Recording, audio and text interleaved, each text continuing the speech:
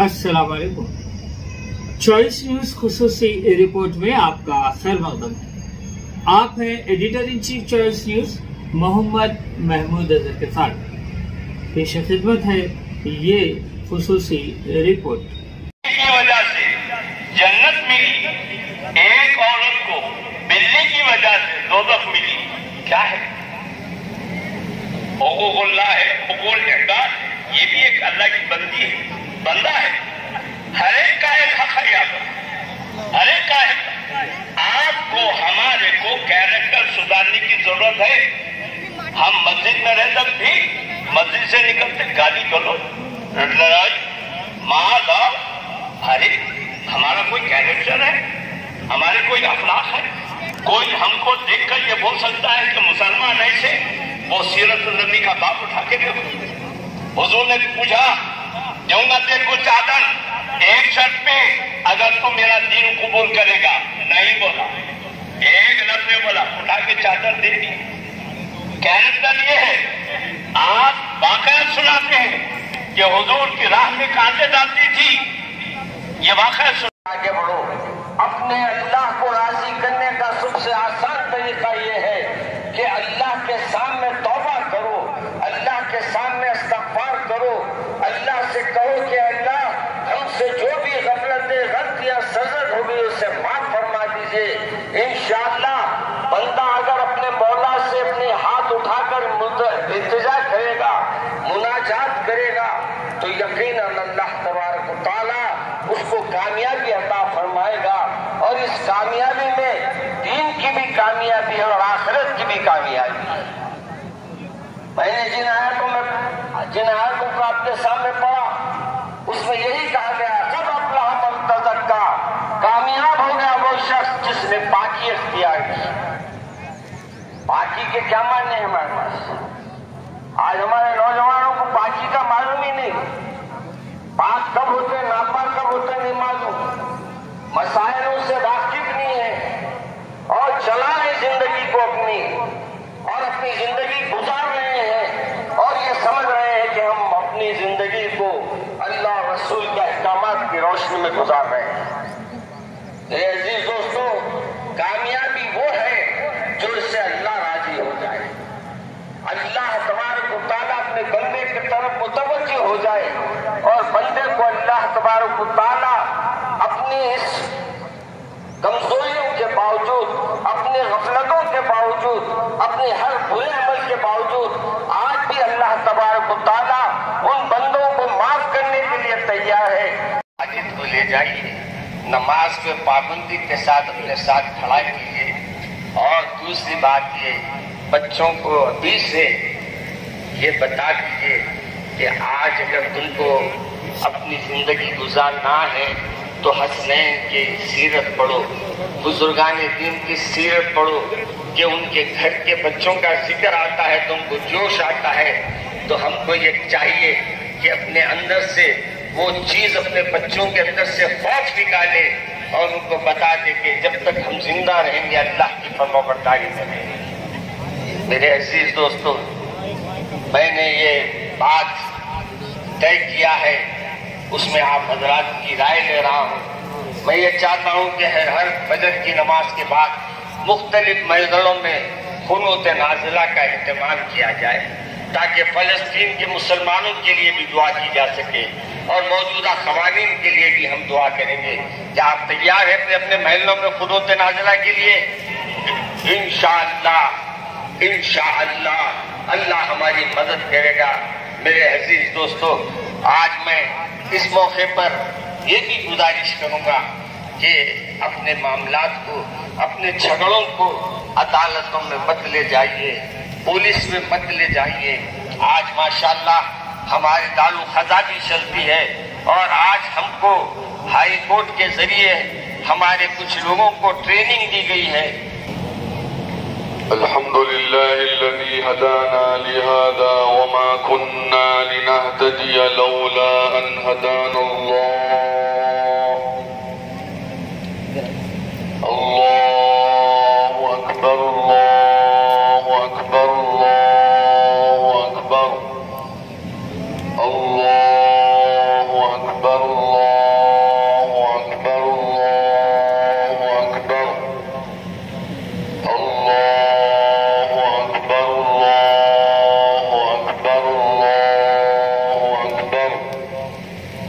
لا إله إلا الله والله أكبر الله أكبر ولله الحمد.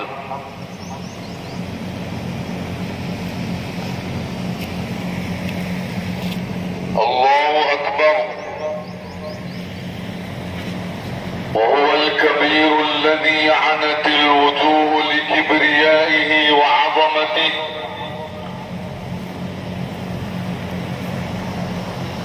الله أكبر. وهو الحي القيوم الذي دبر الكائنات بحكمته.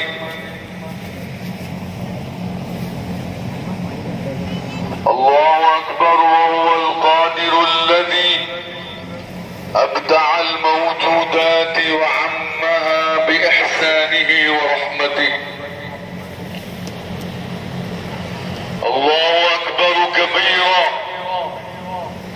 والحمد لله كثيرا وسبحان الله بكرة وأصيلا.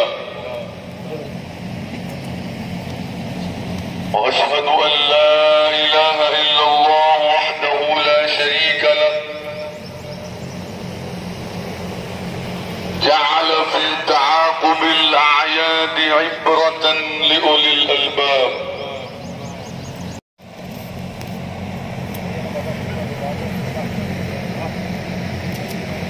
وكيف يفرح بالعيد من استقام في رمضان وبعده عدل عن الطريق القويم الأحمد.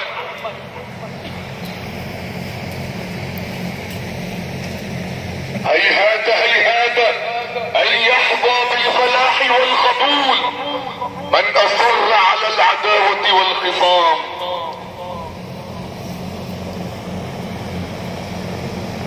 إنما العيد لمن اتقى مظالم العباد. إنما العيد لمن خاف يوم التناد. إنما العيد لمن فاز بالقبول وحسن الختام.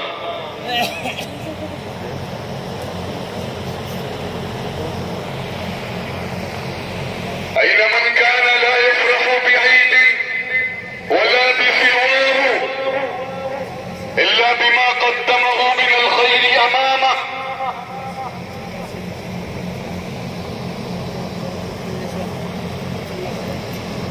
وأين من كان يصبر نفسه عن اللذات خوفا من ألم العتاب والملامة. وأين من كانت عيناه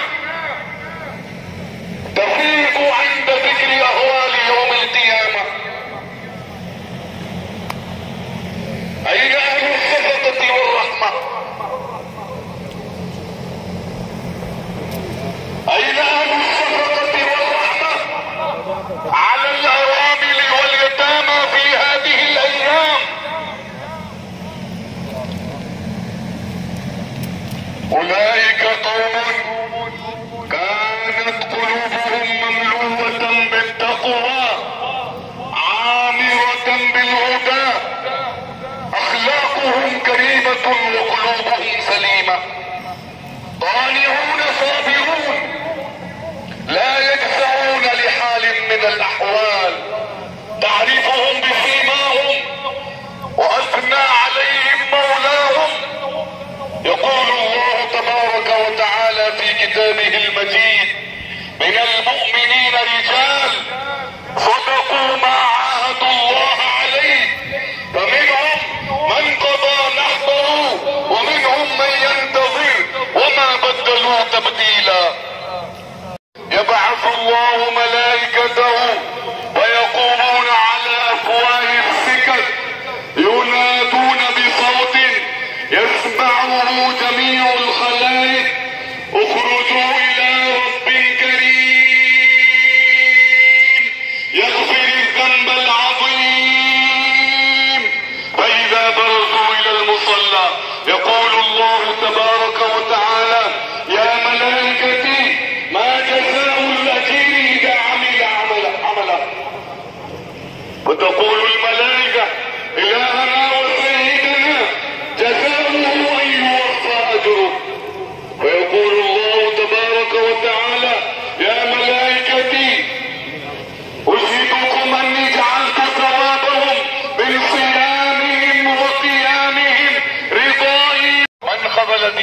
سيدنا محمد صلى الله عليه وسلم ولا تجعلنا منهم. اللهم كن لنا ولا تكن علينا، وانصرنا على من بغى علينا. اللهم اجعل ثأرنا على من ظلمنا، وانصرنا على من عادانا.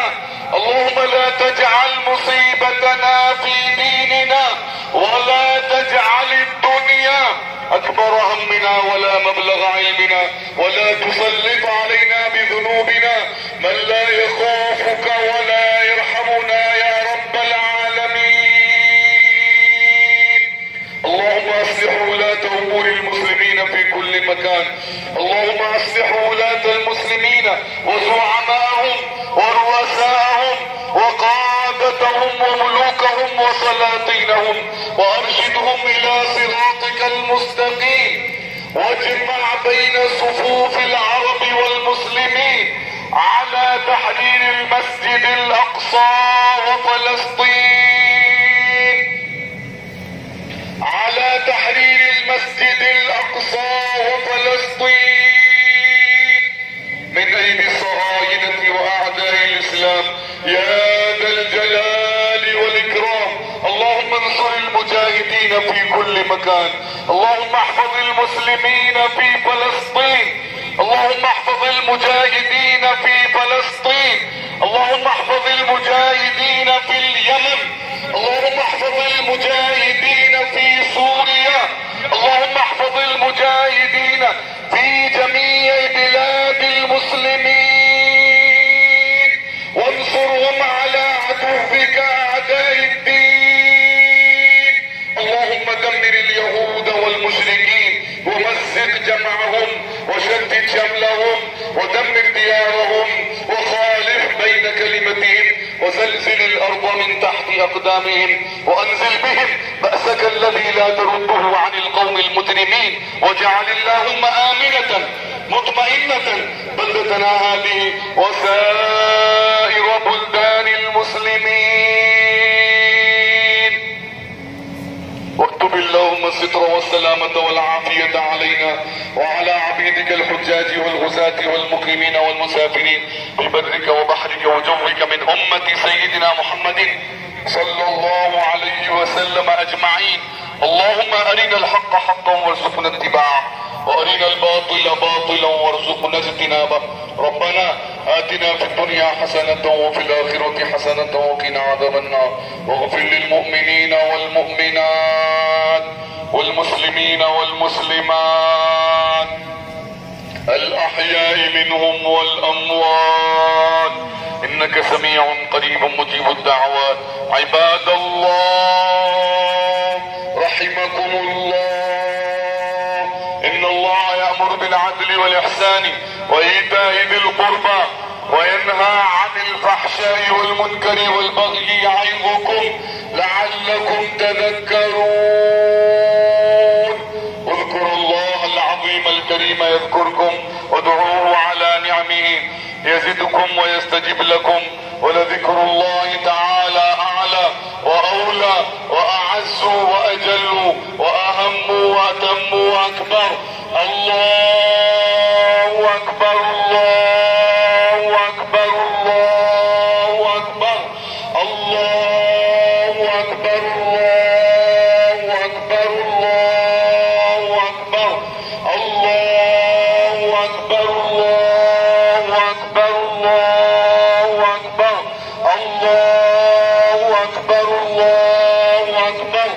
لا إله إلا الله والله أكبر الله أكبر ولله الحمد. سيدنا ونبينا ومولانا محمد وعلى آل سيدنا ونبينا ومولانا محمد وبارك وسلم. اللهم طهر قلوبنا وقر عيوننا واستر عوراتنا واشف مرضانا واقض عنا ديوننا وبيض وجوهنا وسهل حاجاتنا وارحم آباءنا واغفر أمهاتنا وتجاوز عن سيئاتنا وأصلح ديننا ودنيانا ورطب لساننا وقوي أجسادنا وقرب أحسادنا وفرح أحبابنا وشتت آبائنا، واحفظ أهلنا وأموالنا، وانظر أولادنا وديارنا، وثبت أقدامنا على دين الإسلام، اللهم زين أخلاقنا بجاه القرآن، وحسن أعمالنا بذكر القرآن، ونور قلوبنا بتلاوة القرآن، ونجنا من النار بكرامة القرآن، وأدخلنا الجنة بشفاعة القرآن. اللهم اجعل القرآن لنا في الدنيا قرينا، وفي القبر مونسا، وعلى الصراط نورا، وفي الجنة رفيقا، ومن النار سترا وحجابا. اللهم ذكرنا منه ما نسينا، وعلمنا منه ما جهلنا، وارزقنا تلاوته آناء الليل وآناء النهار، واجعله حجة لنا يا رب العالمين،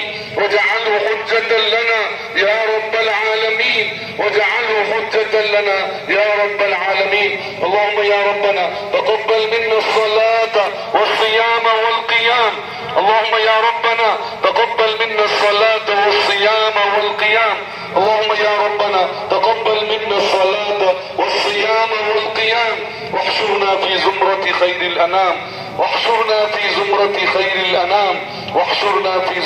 خير الأنام، اللهم إنا نسألك موجبات رحمتك، وعزائم مغفرتك، والغنيمة من كل بر، والسلامة من كل إثم، والفوز بالجنة والنجاة من النار. لا تدع لنا في يومنا هذا وفي مقامنا هذا ذنبا إلا غفرته، ولا هما إلا فرجته، ولا عيبا إلا سترته، ولا مريضا إلا شفيته وعافيته، ولا طفلا إلا ربيته، ولا غائبا إلا حفظته، ولا شيخا إلا رحمته، ولا عدوا إلا أهلكته، ولا مجاهدا في سبيلك إلا نصرته، ولا حاجة من حوائج الدنيا والآخرة إلا قضيتها ويسرتها يا رب العالمين. اللهم اغفر لنا ولوالدينا ولأساتذتنا ولعلمائنا ولمشايخنا جميعا، ولمن له حق علينا، ولمن استوصانا بالدعاء، ولجميع المؤمنين والمؤمنات والمسلمين والمسلمات الأحياء منهم والأموات، إنك سميع قريب مجيب الدعوات، برحمتك يا أرحم الراحمين. الفاتحة.